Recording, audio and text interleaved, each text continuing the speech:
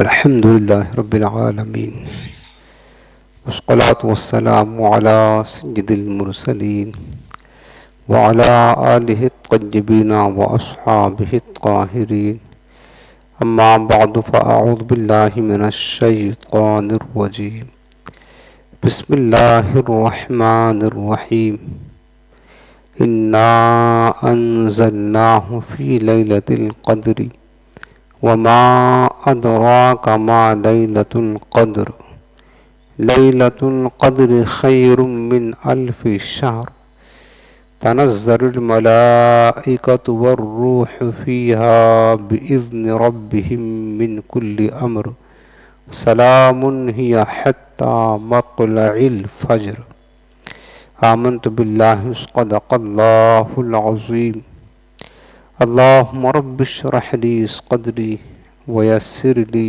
أمري واحلل عقدة من لساني يفقهوا قولي۔ رسول کریم رؤوف الرحیم علیہ افضل الصلاۃ والتسلیم ارشاد فرماتے ہیں، جس نے مجھ پر جمعہ کے دن 80 مرتبہ درود پاک پڑھا تو اللہ تعالیٰ اس کے 80 برس کے گناہ بخش دے گا۔ سبحان اللہ۔ آج یہ نہایت ہی محبت کے ساتھ دل لگا کر اپنے رحمت والے آقا کی بارگاہ میں درود و سلام کا نذرانہ پیش کریں۔ اللہم صل علی سیدنا و شفیعنا و کریمنا و نبینا مولانا محمد وعلی آلہ و صحبہ و بارک وسلم۔ حاضرین محترم، اللہ تعالیٰ کا بے پناہ شکر و احسان اور کرم ہے کہ اللہ پاک نے ہمیں اپنے پاکیزہ کلام قرآن عظیم کو سمجھنے کی توفیق عطا فرمائی ہے۔ تفسیر قرآن کا سلسلہ ہے اور آج ہم ترتیب وار قرآن عظیم کی اماں پارے کی جس سورت کی تفسیر سنیں گے وہ ہے سورۃ القدر۔ اس سورت میں کل 5 آیتیں ہیں۔ یہ سورت مدنی ہے، لیکن حضرت سیدہ عائشہ صدیقہ رضی اللہ تعالی عنہ کے قول کے مطابق یہ سورت بھی مکی ہے۔ اس سورت کا نام ہے سورۃ القدر۔ قدر کے یوں تو کئی معنی ہوتے ہیں، لیکن یہاں پر قدر سے مراد عظمت و شرافت ہے، کرامت اور بزرگی کے معنی میں ہے۔ جیسے ہم کہتے ہیں عام بول چال میں کہ تمہاری بڑی قدر ہے، یعنی تمہاری بڑی عزت ہے ہمارے نزدیک، تو قدر کے معنی عزت، تکریم، عظمت، شرافت اور کرامت کے ہیں۔ چونکہ اس صورت میں لیلۃ القدر کی، شب قدر کی شان بیان کی گئی ہے، اس مناسبت سے اس صورت کو سورۃ القدر کہا جاتا ہے۔ اس صورت میں جو مضامین بیان کیے گئے ہیں وہ کیا ہیں؟ پہلی بات تو یہ ہے کہ اس صورت میں قرآن عظیم کے نازل ہونے کی ابتدائی زمانے کے بارے میں بتایا گیا ہے، اور جس رات میں یہ پورا قرآن نازل ہوا اس رات کی فضیلت اور عظمت بتائی گئی ہے سورہ قدر میں۔ اور یہ بات بتائی گئی ہے کہ یہ جو رات ہے، جس رات میں سورۃ القدر نازل ہوئی، یہ 1000 مہینوں سے بہتر ہے۔ اور آخر میں اس صورت کی بتایا گیا ہے کہ اس رات کی عظمت کی بنا پر روح الامین سید الملائکہ فرشتوں کی ایک فوج کے ساتھ، بے شمار لاتعداد فرشتوں کے ساتھ زمین پر تشریف لاتے ہیں، اور زمین پر بسنے والے مومنین جو عبادت کرتے ہیں ان کے لیے دعائے مغفرت کرتے ہیں، ان سے سلام کرتے ہیں اور ان کی عزت افزائی کرتے ہیں۔ اور یہ سلسلہ حتی مطلع الفجر، طلوع فجر تک جاری رہتا ہے۔ تو اس صورت کا جو مضمون ہے وہ آپ نے سن لیا کہ اس صورت میں اس طرح کے مضامین بیان کیے گئے ہیں۔ اب سب سے پہلی چیز آپ کو یہ بات یاد رکھنی ہے کہ ہمارا جو قرآن عظیم ہے نا، جو اللہ نے اپنے حبیب علیہ السلام کو عطا فرمایا، اور اس سے پہلے بھی انبیاء کرام علیہ السلام پر کتابیں نازل ہوتی رہیں، तौरेत शरीफ हज़रत मूसा अलैहिस्सलाम पर, इंजील मुक़द्दस हज़रत ईसा अलैहिस्सलाम पर, ज़बूर शरीफ हज़रत दाऊद अलैहिस्सलाम पर और कुरान अज़ीम हमारे आका अलैहिस्सलाम पर। 4 बड़ी आसमानी किताबें हैं। ये किताबें अल्लाह ही की हैं, अल्लाह का कलाम है, अल्लाह ने अपने ख़ास पैगम्बरों पर नाज़िल फरमाया। लेकिन दीगर जो आसमानी किताबें हैं और हमारे कुरान में, उसकी अज़मत में एक फ़र्क है। वो क्या है कि दीगर जो किताबें नाजिल हुई वो एक बारगी, तौरेत शरीफ को अल्लाह ने हज़रत मूसा अलैहिस्सलाम को देना चाहा तो तूर पर बुलाया और उन्होंने 40 दिन इबादत की, एक साथ ही तौरेत को अता फरमा दिया गया, धीरे धीरे नहीं। इसी तरह इंजील और ज़बूर का मामला था।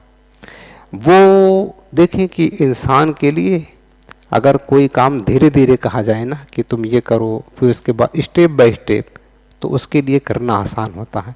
और 10 काम एक साथ ही कह दिया जाए कि तुम ये भी करना, ये भी करना, ये भी करना, और जिसकी आदत ना हो करने की तो वो इनकार कर देता है।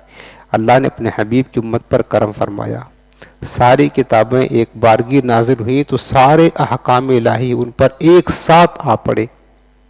लेकिन करीम रब का करम अपने हबीब की उम्मत पर देखें, कुरान अज़ीम को अल्लाह ने एक साथ नहीं नाजिल फरमाया।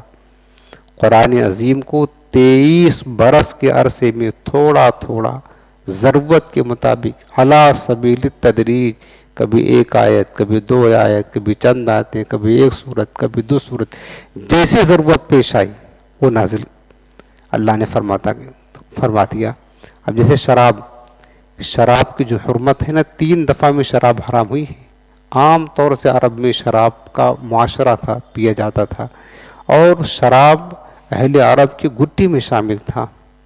लेकिन अल्लाह ने पहले ये नहीं कहा कि शराब हराम कर दी गई, हालांकि अल्लाह खालिक मालिक एक बारगी हुक्म देता तो भी करना पड़ता उनको। पहले फरमाया गया कि नहीं, शराब में नुकसान है, नफ़ा नहीं है, लिहाजा इससे बचो। फिर उनका जहन बना कि शराब कोई अच्छी चीज़ नहीं। फिर दोबारा का ऐसा करो कि अब नमाज के टाइम हो ना तो शराब ना पिया करो, नशा है, वरना फिर नमाज में ख़राबी करोगे। फिर अब नमाज के वक्त पाबंदी।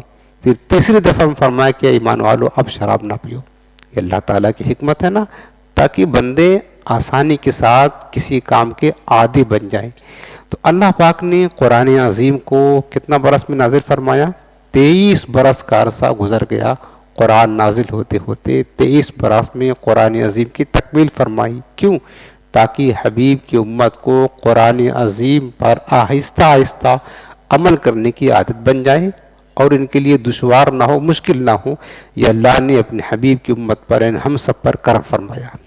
ठीक है, तो हमारा कुरान इसकी अजमत क्या है कि 23 बरस में नाजिल हुआ। दूसरी चीज़ ये बता दें कि आप ये कहते हैं, जैसे कि सूरत में हम पढ़ते हैं कि इन्ना अंज़लनाहु फी लैलतिल क़द्र, इसका माने होता है कि इन्ना माने बेशक हमने, अंज़लनाहु इस कुरान को नाजिल किया, फी लैलतिल क़द्र शबे क़द्र में। अल्लाह ने क्या फरमाया कि हमने इस कुरान को कब नाजिल किया? शब क़द्र में नाजिल किया। अभी आपने सुना कि हमारा कुरान तो 23 बरस में नाजिल हुआ है। अब यहाँ पर अल्लाह फरमाता कि हमने शब क़द्र में नाजिल किया है। देखो कुरान की एक शाह और भी है, कुरान का नुज़ूल 2 मरतबा हुआ है। एक तो एक बारगी नाजिल हुआ है शब क़द्र में। वो कब? वो नाजिल हुआ है कि अल्लाह ताला ने ये कुरान अल्लाह रब्बुल इज़्ज़त की बारगाह से, जिसको हम लौहे महफूज कहते हैं, लौहे महफूज से आसमान दुनिया पर, जिसको बैतुल इज़्ज़त कहा जाता है, यानी रब्बुल इज़्ज़त की बारगाह से बैतुल इज़्ज़त आसमान दुनिया पर एक बारगी एक साथ शब क़द्र में कुरान का नुज़ूल हुआ है। कहाँ से? अल्लाह की बारगाह से, लौहे महफूज से, रब्बुल इज़्ज़त की बारगाह से। शब क़द्र की जो शब थी, रात थी, वो कहाँ नाजिल हुआ है? एक बारगी वो आसमान दुनिया पर, आसमान अव्वल पर, और वो बैतुल इज़्ज़त कहा जाता है वो जगह। तो ये जो नुज़ूल हुआ ना एक बारगी अल्लाह की बारगाह से आसमान दुनिया पर, ये कुरान ये शब क़द्र में नाजिल हुआ, एक साथ नाजिल हुआ है। उसके बाद वहाँ से کہاں سے؟ آسمان اول سے علی سبیل التدریج، دھیرے دھیرے حلال و حرام کی آیتیں، قصص کی آیتیں، سوالات لوگ کرتے اس کے جوابات کی آیتیں، اس طریقے سے 23 برس کے عرصے میں حضور علیہ السلام کی بارگاہ میں حضرت جبرائیل علیہ السلام لے کر کے حاضر ہوتے رہے۔ تو قرآن کی شان کیا ہے؟ قرآن کی شان 2 مرتبہ نازل ہوا ہے، ایک تو ایک بارگی نازل ہوا ہے لوح محفوظ سے آسمان دنیا پر، دوسرا قرآن کا نزول آسمان دنیا سے قلب محمد صلی اللہ علیہ وسلم پر 23 برس کے عرصے میں جبرائیل علیہ السلام لے کر کے آتے رہے۔ یہ قرآن کی عظمت ہے اور شان ہے۔ اب یہ جو رات قرآن جس رات میں نازل ہوا نا، آپ شب قدر آتی ہے تو اس کے فضائل سنتے ہیں، چند ایک فضائل ہم بھی سن لیتے ہیں اور اس کو یاد رکھیں۔ اور اس رات کی بڑی اہمیت ہے، جس رات میں قرآن نازل ہوا ہے شب قدر میں لوح محفوظ سے آسمان دنیا پر، اس رات کی بڑی قدر ہے، بڑی شرافت ہے، بڑی عظمت ہے۔ یہاں تک کہ یہ جو رات ہے نا شب قدر کی، اس کو شب قدر اس لیے کہتے ہیں کہ اس شب میں سال بھر کے احکام نافذ کیے جاتے ہیں اور فرشتوں کو سال بھر کے کاموں اور خدمات پر مامور کیا جاتا ہے۔ اور یہ بھی کہا گیا ہے کہ اس رات کی دیگر راتوں پر شرافت اور قدر کے باعث اس کو شب قدر کہتے ہیں۔ اور یہ بھی منقول ہے کہ چونکہ اس شب جس رات قرآن نزول ہوا شب قدر میں اعمال اللہ کی بارگاہ میں مقبول ہوتے ہیں اور بارگاہ الہی میں ان کی قدر کی جاتی ہے۔ بلکہ حدیث پاک میں ہے، بخاری شریف کتاب الایمان، حضرت ابو ہریرہ رضی اللہ عنہ سے روایت ہے کہ حضور نبی کریم علیہ السلام نے ارشاد فرمایا کہ جس نے اس رات یعنی شب قدر کو ایمان و اخلاص کے ساتھ شب بیداری کر کے اللہ کی عبادت کی تو اللہ تعالیٰ اس کے تمام پچھلے گناہوں کو بخش دیتا ہے۔ دوسری حدیث پاک میں یہ ابن ماجہ شریف کی روایت ہے، حضرت انس بن مالک رضی اللہ عنہ سے روایت ہے کہ حضور نبی کریم علیہ السلام کا یہ معمول تھا کہ جب رمضان کا مہینہ آیا تو میرے آقا کریم نے خطبہ دیا لوگوں کو، اور میرے آقا نے فرمایا کہ اے لوگو، تمہارے پاس ایک عظمت اور برکت والا مہینہ آیا ہے، جس مہینے میں ایک رات ایسی ہے جو 1000 مہینوں سے بہتر ہے۔ سرکار خطبہ دے کر کے اپنے غلاموں کو یہ بتا رہے ہیں کہ 1000 مہینوں سے بہتر ہے، اور جو شخص اس رات سے محروم رہ گیا یقیناً وہ تمام نیکیوں سے محروم رہا، اور محروم وہی شخص رہے گا جس کی قسمت میں محرومی ہو لکھی ہو۔ لہٰذا ہر مسلمان کو چاہیے کہ وہ شب قدر میں کثرت سے عبادت کرے، استغفار کرے۔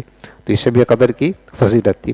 دوسری فضیلت ہے کہ دیکھیں شب قدر جو ہے نا، حدیث پاک میں ہے کہ اللہ نے اپنے حبیب کی امت کو کیوں عطا فرمایا، اس میں بھی حکمت ہے، راز ہے۔ موطا امام مالک کی حدیث پاک ہے، حضرت امام مالک کہتے ہیں کہ انہوں نے کسی معتمد اہل علم سے سنا کہ رسول اللہ صلی اللہ علیہ وسلم کو سابقہ یعنی گزشتہ امتوں کی عمریں دکھائیں گئی۔ پچھلے کے لوگ 1000 برس تک زندہ رہا کرتے تھے، 2000 3000 برس تک زندگی تھی ان کی۔ اچھا وہ زندہ رہتے تو نیک لوگ ہوتے تو نیکیاں بھی کثرت کے ساتھ کیا کرتے تھے، ان کا معمول یہ تھا۔ جب میرے آقا کریم نے دیکھا کہ گزشتہ امتیں ان کی عمریں بہت زیادہ، پھر ان عمروں کے ساتھ وہ کثرت کے ساتھ عبادت کیا کرتے تھے، پھر اپنی امت کی عمر پر نظر کیا تو ہماری امت کی عمریں بہت کم ہیں، 50 60 70 بہت ہو گیا، اور اگر اس میں کثرت کے ساتھ عبادت بھی کریں گے تو پچھلے امتوں کے مقابلے میں تو ان کی کوئی حیثیت نہیں ہوگی۔ سرکار السلام نے یہ دیکھ کر حضور کے دل کو کچھ رنجیدگی ہوئی کہ ہماری امت سے زیادہ پچھلی امتیں بڑھ جائیں گی عبادت میں، اور ہماری امت عبادت میں کم، ظاہر سی بات ہے پچھلی امتیں 3000 برس کی عبادت لے کر آئیں گی اور ہماری امتیں 50 برس کی عبادت لے کر کے آئیں گی، تو گویا کہ یہ کم ہوں گی نا۔ تو اللہ تعالیٰ نے اس وقت آپ کو لیلۃ القدر عطا فرمائی، شب قدر آپ کو اور آپ کی امت کو عطا فرمائی، اور بتایا کہ میرے حبیب کوئی بات نہیں ہے، ہم ایک رات تمہیں دیتے ہیں، اگر تمہارے غلام صرف ایک رات ہی عبادت کر لے تو وہ پچھلی امتوں کی عبادت سے بڑھ جائیں گے اجر و ثواب میں۔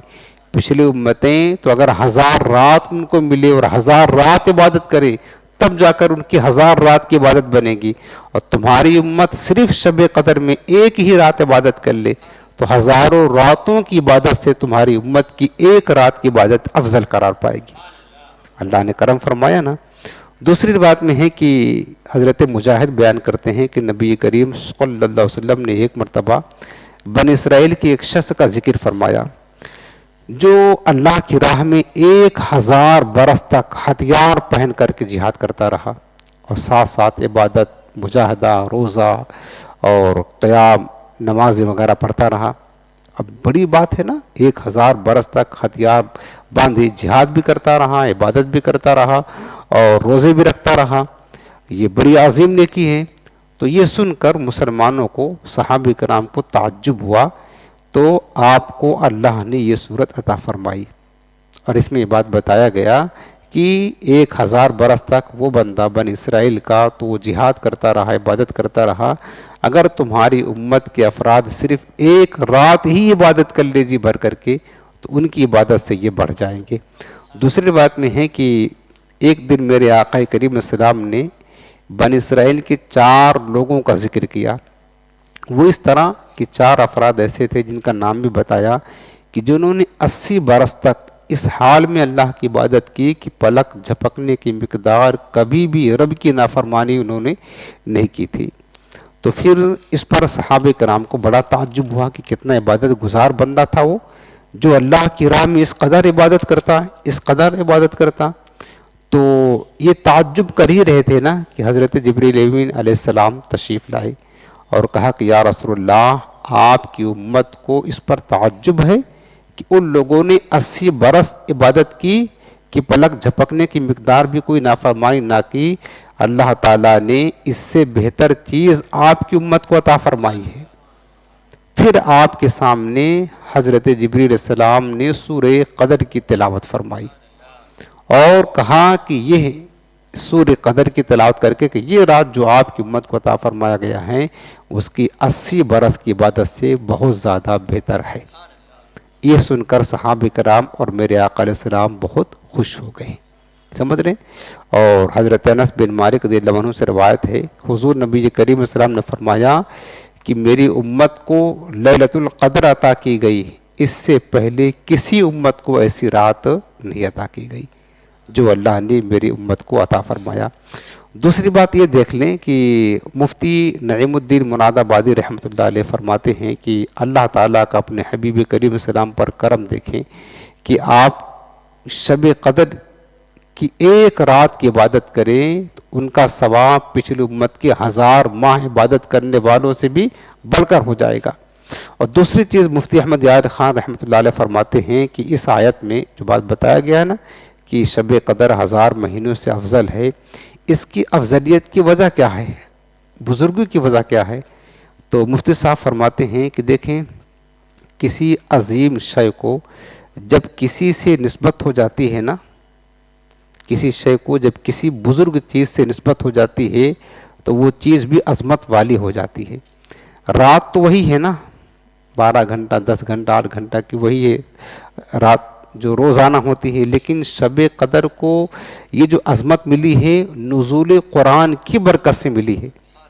روزانہ وہ آتی ہے وہ رات، لیکن وہ رات جس رات قرآن نازل ہوا ہے، گھنٹہ بھی وہی ہے، منٹ بھی وہی ہے، وقت بھی وہی ہے، چونکہ اس رات میں قرآن نازل ہوا ہے، اس رات کو قرآن کے نزول سے نسبت ہو گئی، لہذا جب ایک رات کو قرآن سے نسبت ہو جائے تو وہ رات 1000 مہینوں سے بڑھ جائے، اس رات میں عبادت کرنا 1000 مہینوں کی سے بڑھ کر عبادت میں شامل ہو جائے، تو جب وہ ایک رات کو یہ شرف حاصل ہے، تو اگر کوئی بندے مومن کو صاحب قرآن سے نسبت ہو جائے، سچی نسبت ہو جائے، اس کا بھی مقام بہت بلند ہو جاتا ہے۔ آپ کو بتایا تھا میں نے اصحاب کہف کا کتا تھا، کتا حرام جانور ہوتا ہے، ناپاک، لیکن نسبت بنی اسرائیل کے اولیاء سے ہو گئی، اس کا مقام کیا ہو گیا؟ اس کا مقام یہ ہو گیا کہ اللہ نے عزت کے ساتھ اپنے قرآن میں اس کو ذکر فرمایا اور وہ کتا انسانی شکل میں جنت میں جائے گا. نسبت سے یہ چیزیں ممتاز ہوا کرتی ہیں، یاد رکھنا نسبت کی بڑی عظمت ہوا کرتی ہے. اب آپ دیکھیں کہ قرآن عظیم دیگر کتابوں سے بھی افضل ہے اس مناسبت سے کہ جو قرآن کو عزت ملی ہے، اور قرآن جس رات نازل ہوا شب قدر میں وہ عزت ملی ہے. اور بھی کتابیں نازل ہوئی، انجیل، توریت، زبور، وہ بھی تو کسی نہ کسی دن، کسی وقت میں نازل ہوئی، لیکن وہ عزت، وہ شرافت اس دن کو یا اس وقت کو نہ ملی جو قرآن کے نزول والے وقت کو ملی ہے. تو اس سے کیا پتہ چلا کہ عزت عظمتیں بڑی ہوتی ہیں. لہٰذا ہمیں بھی چاہیے کہ ہم بزرگ چیزوں کی طرف اپنے آپ کو منسوب کریں. تو یہ شب قدر کی کچھ فضیلتیں تھیں. اب دوسری بات یہ بتانا آپ کو کہ شب قدر وہ تو اس امت سے لیے اس کو مخفی رکھا گیا ہے، پوشیدہ رکھا گیا ہے. شب قدر کو پوشیدہ رکھنے میں علماء نے راز بیان فرمایا ہے. کیوں پوشیدہ رکھا گیا؟ حدیث پاک میں ہیں، بخاری شریف کی روایت میں حضرت عبادہ بن صامت رضی اللہ عنہ بیان کرتے ہیں کہ رسول اللہ صلی اللہ علیہ وسلم باہر تشریف لائے تاکہ شب قدر کے بارے میں لوگوں کو خبر دیں. یہ پہلے پوشیدہ نہیں تھی، سرکار باہر نکلے تھے لوگوں کو بتانے کے لیے کہ لوگوں شب قدر فلاں تاریخ کو ہے. حدیث پاک میں بخاری شریف کی کہ سرکار کو تو معلوم تھا، میرے آقا نکلے تھے بتانے کے لیے لوگوں اس کی عزت کرو، یہ شب قدر ہے فلاں تاریخ کو فلاں رات میں. تو میرے آقا جب وہاں تشریف لائے دیکھا کہ دو مسلمان آپس میں لڑ رہے تھے. سرکار کھڑے ہو گئے اور فرمانے لگے میں تو تمہیں نکلا تھا باہر اس لیے تاکہ بتاؤں کہ شب قدر فلاں تاریخ کو ہے، اور دو فلاں آدمی لڑ پڑے تو اللہ تعالیٰ نے ان کی لڑائی کی وجہ سے شب قدر کو پوشیدہ کر دیا ہے. اب دیکھیں ایک مسلمان کی لڑائی کتنا خطرناک ہے، اب قیامت تک پوشیدہ رہے گی. اور اچھا اس میں اللہ کا راز ہے، حقیقت میں یہ ایک سبب بنا، باقی راز تو اللہ تعالیٰ کا. حضور نے کیا فرمایا کہ میں تو خبر دینے کے لیے آیا تھا کہ شب قدر کب ہے، لیکن دو مسلمان لڑے، اللہ نے اس کے تعین کو اٹھا لیا، پوشیدہ کر دیا اس کو. لیکن پھر میرے آقا نے اشارہ فرمایا حدیث پاک میں ہے کہ تمہیں چاہیے کہ 27ویں شب، 29ویں شب اور 25ویں شب، یہ رمضان کی آخری راتوں میں شب قدر کو تلاش کرو. سمجھ رہے؟ اس بات کا میرے آقا نے اشارہ فرمایا. ویسے بھی علماء نے کئی اقوال فرمائے ہیں کہ شب قدر حدیث کی روشنی میں کہ رمضان کی جو طاق راتیں ہیں نا، آخری راتوں میں کسی ایک رات میں شب قدر ہے. لیکن جمہور مفسرین اور علماء کے نزدیک اور خود امام اعظم ابو حنیفہ رحمۃ اللہ علیہ کے نزدیک یہ بات ہے کہ شب قدر 27ویں شب کو ہوتی ہے، رمضان کی 27ویں شب کو ہوتی ہے. لیکن وہ بھی بالکل کنفرم نہیں، یاد رکھنا، یہ علماء نے اپنی اپنی رائے بیان فرمائی ہے. باقی حدیث میں وہی ہے کہ رمضان کی آخری طاق راتوں میں شب قدر تلاش کرنے کا حکم ہمیں دیا گیا ہے. دوسری بات یہ ہے کہ شارحین نے کہا کہ دیکھیں اس سال، جس سال میرے آقا نکلے تھے بتانے کے لیے، شب قدر کو حضور سے بھی پوشیدہ کر دیا گیا شب قدر کو. لیکن آقا کریم کو بعد میں اس کا علم دے دیا گیا کہ حضور آپ کو تو علم ہے کہ شب قدر کس تاریخ میں ہوتی ہے، کون سی رات ہے. سرکار کو علم دے دیا گیا، لیکن اس سال حضور سے بھی اس کو اللہ نے مخفی کر دیا. اس کی وجہ بتائیں کہ اس لیے کہ اس سال شب قدر کی تعین کے علم کو اٹھانے کی حکمت یہ تھی کہ آپ کے لیے شب قدر کی جو مقرر ہے نا، یہ پوشیدہ رکھنے کا عذر ہو جائے، تاکہ آقا علیہ السلام، چونکہ اگر سرکار جانتے اور امت کو نہ بتاتے تو یہ میرے آقا کی شان رحمت کے خلاف تھا، اور حضور جانتے اور امت کو بتا دیتے تو یہ اللہ کی حکمت کے خلاف تھا کہ اللہ نہیں چاہتا ہے کہ اپنے بندوں کو بتائے، پھر بھی حضور بتا دیے تو یہ حضور ایسا کرتے نہیں. اس لیے اللہ تعالیٰ نے اپنے حبیب سے اس سال بھی شب قدر کو پوشیدہ کر دیا تاکہ حکمت بھی ہو جائے اور حضور کی رحمت بھی رہ جائے. حالانکہ اس میں حکم دیا گیا ہے کہ بندے رمضان کی ہر آخری طاق راتوں میں شب قدر کو تلاش کریں، جاگیں، شب بیداری کریں، چونکہ اللہ تعالیٰ کو اپنے بندے کا رات جاگنا عبادت میں یہ اللہ کو بہت پسندیدہ عمل ہے، اللہ تعالیٰ کو بہت پسندیدہ عمل ہے. دوسری بات یہ ہے کہ دیکھیں کئی چیزیں ایسی ہیں جو اللہ نے اپنے بندوں سے پوشیدہ رکھا ہے اور اس میں حکمت ہے. مثال کے طور پر اللہ تعالیٰ نے اپنی رضا کو اپنی اطاعتوں میں، نیکیوں میں پوشیدہ رکھا ہے. اپنی رضا کو اللہ کس عمل سے راضی ہو جائے، کبھی چھوٹا عمل ہوتا ہے، کبھی بڑا عمل ہوتا ہے، کبھی ایک دن کے برابر نیکی بندہ کر لے، اللہ اس کی برکت سے جنت میں داخل کر دے۔ اللہ نے اپنی رضا اپنی اطاعتوں میں پوشیدہ رکھا ہے، اپنی ناراضگی کو اپنی نافرمانیوں میں چھپا کر رکھا ہے۔ یہ مت سمجھے کہ بندہ کو بڑا بڑا گناہ کر رہا تو بھی اللہ ناراض ہوگا، نہیں، بعض اوقات ایک چھوٹا تنکا بھی اگر کسی کا بغیر اجازت اٹھا لیا تو اللہ تعالیٰ اس پر بھی پکڑ فرما لیتا ہے، تاکہ بندے اللہ کی ہر اطاعت کو کرے۔ اور نافرمانیوں میں اللہ نے اپنی غضب کو پوشیدہ رکھا ہے تاکہ میرے بندے ہمیشہ ہر طرح کے چھوٹے بڑے گناہ سے بچتے رہیں، کہ نہ جانے اللہ تعالیٰ اس گناہ پر پکڑ فرما لے، اس گناہ پر پکڑ فرما لے۔ اسی طرح اللہ تعالیٰ نے دعا کی قبولیت کو دعاؤں میں پوشیدہ رکھا ہے تاکہ بندے تمام دعاؤں میں مبالغہ کرے، یہ نہ سمجھے یہ تو مختصر دعا ہے، یہ چھوٹی دعا ہے، یہ بڑی دعا ہے، نہ ہو سکتا ہے جس کو ہم مختصر کہتے ہی کہتے ہیں اللہ تجھے جزائے خیر عطا فرمائے۔ یہ بولتے بولتے انسان کہہ دیتا ہے نا، کیا خبر کہ یہی اللہ کی بارگاہ میں تمہاری دعا قبول ہو جائے، اور تم رات بھر دعا کرو وہ قبول نہ ہو۔ اللہ نے پوشیدہ رکھ کر بعض اوقات بس کسی فقیر کو ہم نے دیا، اس کا دل خوش ہو گیا، جا اللہ تیرا بھلا کر دے، وہی قبولیت کا وقت تھا، تو اللہ نے یہ پوشیدہ رکھا ہے۔ اسی طریقے سے اللہ تعالیٰ نے دیکھو اپنا جو اسم اعظم ہے، اللہ تعالیٰ کا خاص نام، اسم اعظم کو اپنے تمام ناموں میں اللہ نے پوشیدہ رکھا ہے۔ کیوں؟ تاکہ بندے میرے ہر نام کا ورد کرے، ہو سکتا ہے کوئی اس میں اسم اعظم تک پہنچ جائے۔ اللہ تعالیٰ نے توبہ کی قبولیت کو پوشیدہ رکھا کہ کس چیز میں اللہ تعالیٰ مطلب اس کی توبہ قبول کر لیتا ہے، تاکہ بندے ہر طرح کے گناہوں سے توبہ کرتے رہیں۔ تو اللہ تعالیٰ نے جو چیز اپنے بندوں کے لیے پوشیدہ رکھا ہے نا، دیکھو موت کو نہیں پوشیدہ رکھا ہے، موت کو کیوں پوشیدہ رکھا ہے؟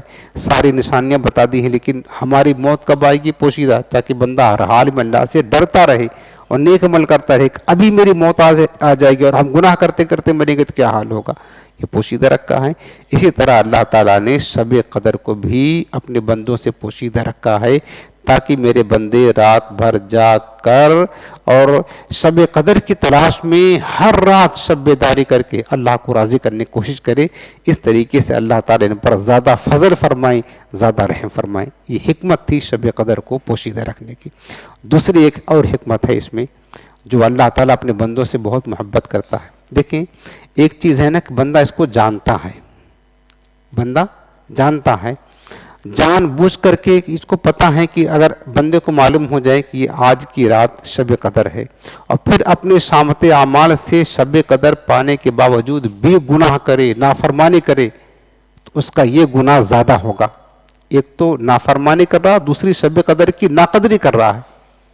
شب قدر کی جان بوجھ کر کے گناہ کرنا یہ سخت ہوتا ہے۔ دوسری چیز بندے کو پتہ ہی نہیں ہے، کنفرم نہیں کہ آج شب قدر ہے، پھر گناہ کر رہا اپنے شامت اعمال سے، تو اس کو گناہ تو ملے گا لیکن شب قدر کی نافرمانی کرنے کی وجہ سے نہیں ملے گا گناہ۔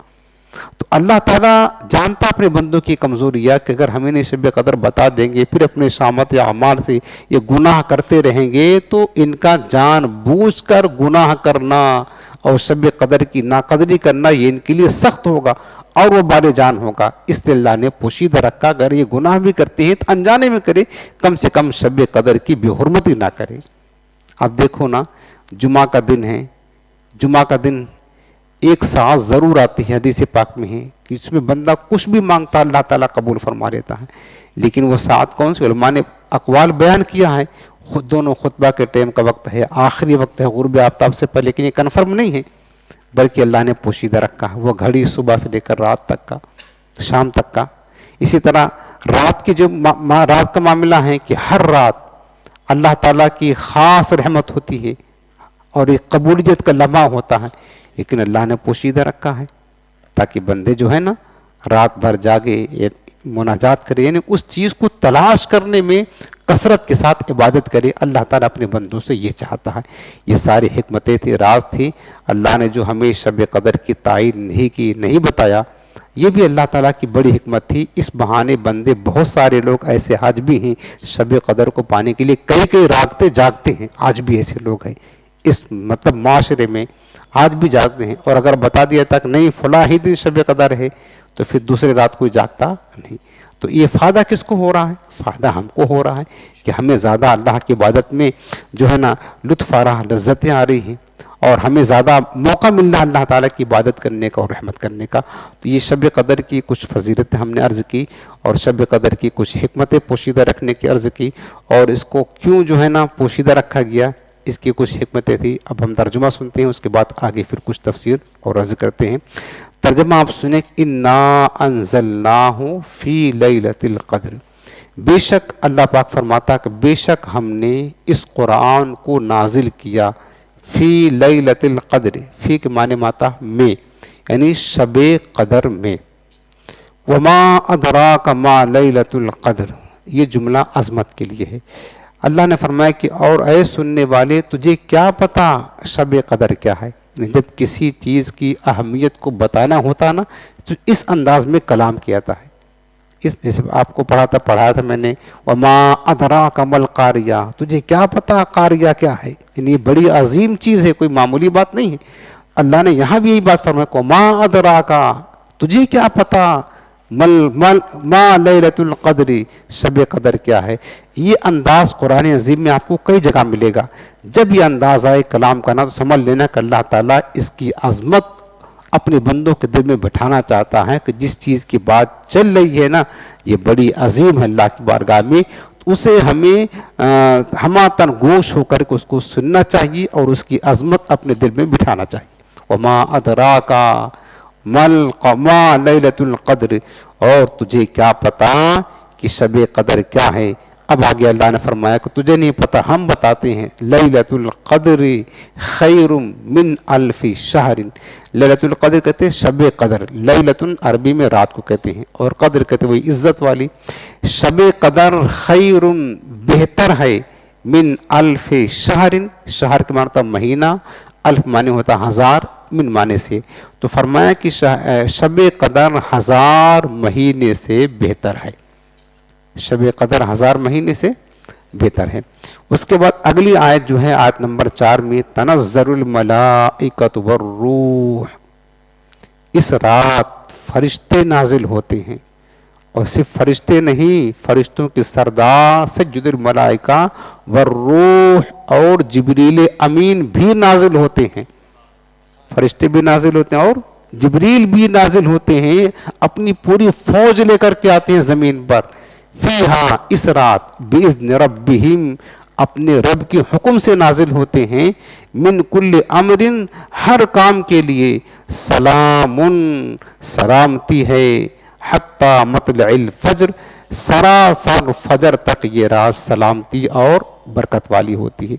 اب یہ شب قدر کی دوسری فضیلت بیان کی گئی کہ اس رات فرشتے جبریل امین علیہ السلام اپنے رب کے حکم سے ہر اس کام کے لیے جو اللہ تعالیٰ نے اس سال کے لیے مقرر فرمایا ہے آسمان سے زمین کی طرف اترتے ہیں. پھر جو بندہ کھڑا ہو, بیٹھا ہو, اللہ کی یاد میں ہو, ذکر میں ہو, یہ فرشتے اس کو سلام کرتے ہیں اور اس کے حق میں دعائے مغفرت کرتے ہیں. اب جو فرشتے نازل ہوتے ہیں نا, تفسیر میں لکھا ہے کہ حضرت کعب الاحبار بیان فرماتے ہیں کہ سدرۃ المنتہا جو حضرت جبریل امین کا آخری مقام ہے, سدرۃ المنتہا کے ساتھ یہ ساتویں آسمان کے اس کنارے پر ہے جو جنت کے قریب ہے سدرہ, اور اس جنت کے نیچے دنیا ہے, اور اس کے اوپر سدرہ کے اوپر جو ہے نا جنت ہے, اور سدرہ کے نیچے دنیا ہے, اور جنت کرسی کے نیچے ہے. اس میں فرشتے ہیں جن کی تعداد کو اللہ کے سوا کوئی نہیں جانتا, اور سدرہ کی ہر شاخ پر فرشتے اللہ تعالیٰ کی عبادت میں لگے ہیں, اور جبریل کا مقام اس کے وسط میں ہے.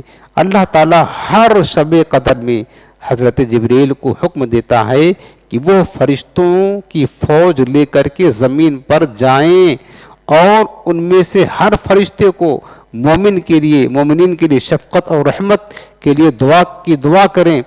اور وہ فرشتے پھر آتے ہیں, جیسے ہی غروب ہو جاتا ہے اور رات شروع ہو جاتی ہے, جبریل امین اپنی پوری فوج فرشتوں کے لے کر زمین پر تشریف لاتے ہیں, اور پھر زمین کے ہر حصے پر فرشتے جہاں پر دیکھتے ہیں کہ مسلمان سجدہ کرتے ہیں, قیام کرتے ہیں, ذکر کرتے ہیں, عبادت کرتے ہیں, دعا کرتے ہیں, تو وہاں پر یہ پہنچتے ہیں. لیکن جو برے مقامات ہیں جیسے یہودیوں کا عیسائیوں کا گرجا گھر ہے، آتش کدہ ہے، بت خانہ ہے، گندگی کی جگہ ہے، فرشتے وہاں نہیں جاتے ہیں۔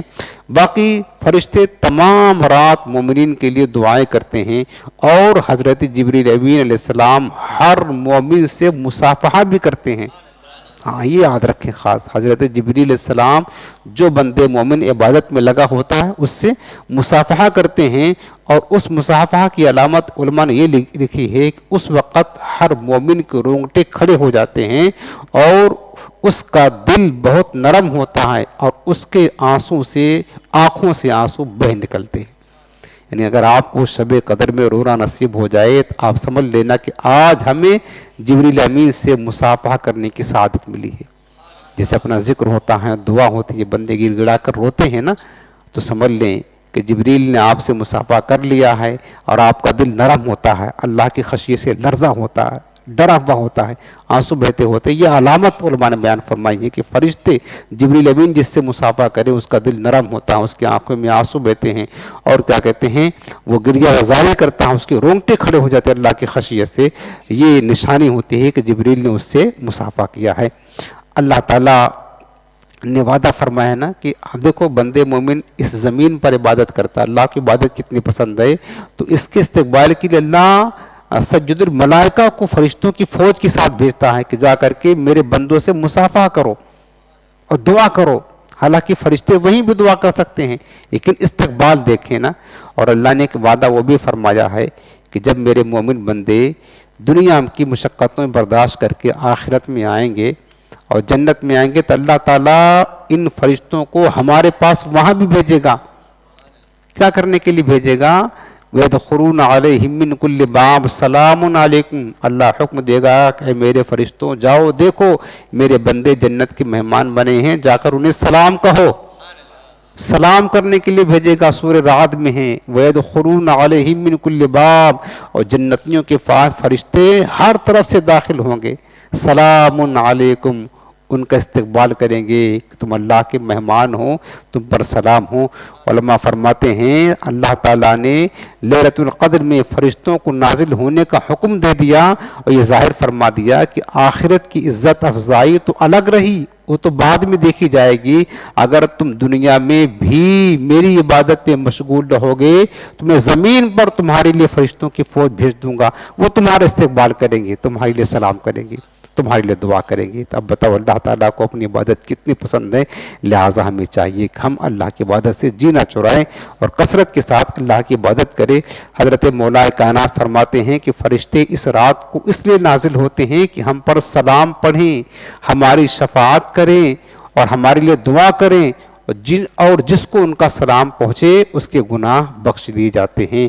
آخری بات تفسیر ابن کثیر میں لکھا ہے، حضرت کعب الاحبار کہتے ہیں کہ جو شخص لیلۃ القدر میں 3 مرتبہ یہ وظیفہ یاد کر لے، شب قدر میں 3 مرتبہ لا الہ الا اللہ پڑھ لیتا ہے، پہلی مرتبہ جب پڑھتا ہے تو اللہ تعالیٰ اس کے تمام گناہ بخش دیتا ہے، دوسری مرتبہ جب لا الہ الا اللہ پڑھ لیتا ہے تو اسے نار جہنم سے آزادی کا پروانہ لکھ دیتا ہے، اور تیسری مرتبہ جب پڑھتا ہے لا الہ الا اللہ، اللہ تعالیٰ اسے جنت میں داخل فرما دیتا ہے۔ یہ سب شب قدر کی فضیلت اور عظمت کی بنا پر ہیں۔ سلام ہی حتی مطلع الفجر، فرمایا کہ یہ سلامتی، رحمتیں، برکتیں یہ صبح فجر تک جاری ہوتی رہتی ہے۔ لہٰذا پیارے ان قریب ہی اب 4 مہینے کے بعد شب قدر آئے گی، تو اس فضیلت کو یاد رکھیں اور کثرت کے ساتھ عبادت کرنے کی کوشش کیا کریں۔ اللہ تعالی ہم سب کو عمل کی توفیق عطا فرمائے، اور اس مبارک صورت کی فضائل سے ہم سب کو مالا مال فرمائے۔